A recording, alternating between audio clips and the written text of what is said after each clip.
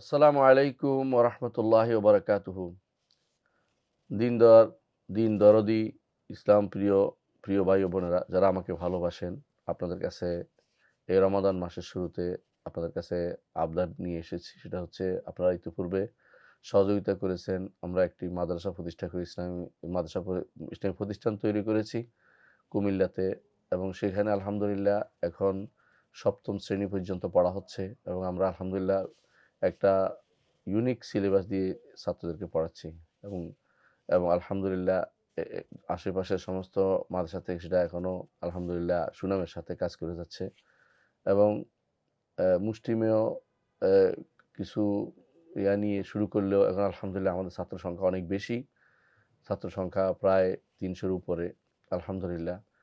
তো সবাইকে আমরা এই এক ভবনে জায়গা দিতে পারছি না। এজন্য নতুন একটি ভবন করা দরকার। এজন্য এই এই জায়গাতে ভবন করার ১ম কাজ হচ্ছে ফাইলিং করতে হয়। ফাইলিং করতেই ৳৫০,০০,০০০ লেগে যায়।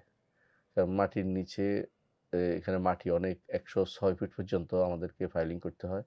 সেজন্য আপনাদের কাছে অনুরোধ থাকবে যেভাবে আগে সাহায্য করেছেন আপনারা এই মাদ্রাসার জন্য, তেমনিভাবে এখনো সাহায্য করে যাবেন যাতে করে আমরা এই মাদ্রাসাটি প্রতিষ্ঠা করতে পারি সুন্দর করে।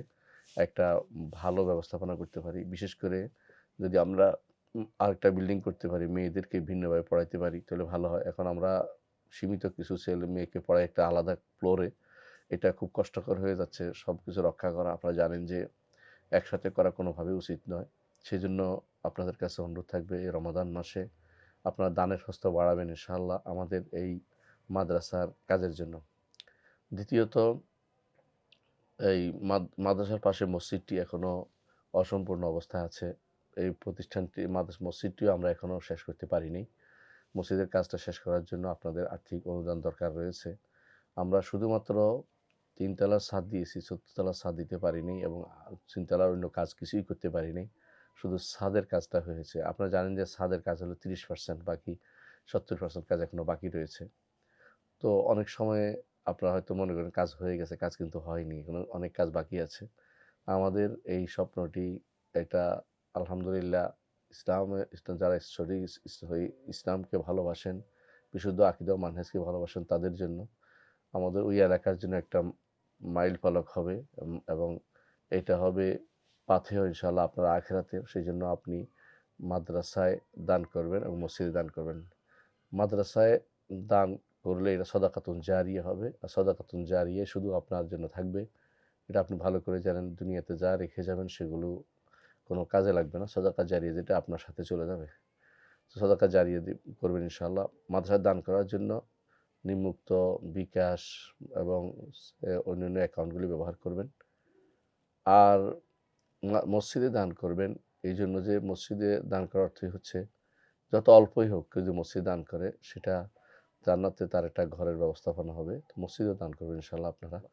মসজিদে দান করার জন্য নিম্নের এই বিকাশ এবং অন্যান্য নম্বরগুলো ব্যবহার করবেন ইনশাআল্লাহ। আপনাদের কাছে অনুরোধ থাকবে আগেও যেভাবে সহযোগিতা করেছেন আবার সহযোগিতা করবেন ইনশাআল্লাহ।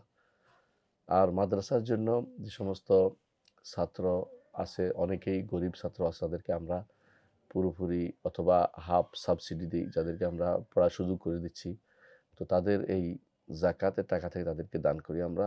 তাদের জন্য যে যাকাত দিতে চান, আলহামদুলিল্লাহ এই অনেকেই দিচ্ছেন।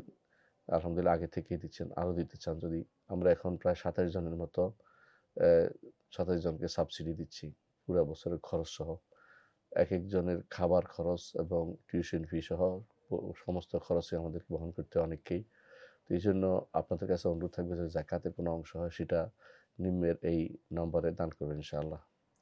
আপনাদের কাছে অনুরোধ থাকবে এই রমাদান মাসকে নিয়ে আপনাদের যে পরিকল্পনা আছে তার মধ্যে অবশ্যই এই দানের বিষয়টাকে খেয়াল রাখবেন যে আমাকে যারা ভালোবাসেন, পছন্দ করেন, দ্বীন ও ইসলামকে, আকীদা ও মানহাজকে পছন্দ করেন আপনাদের কাছে অনুরোধ থাকবে যে এই মাদ্রাসার জন্য আপনাদের হাত দরাজ করবেন। আমরা অনেকখানি চাই কিন্তু নিজের মাদ্রাসার জন্য এখন চাইলাম। আগেও চেয়েছি, দিয়েছেন। এখন আবার দিবেন ইনশাআল্লাহ। এবং সেটা এই দিলে আমাদের কাজটা হয়ে যাবে এবং এটা সদাকা জারি হবে। আল্লাহ কবুল করুন। আসসালামু আলাইকুম ওয়া রাহমাতুল্লাহি ওয়া বারাকাতুহু।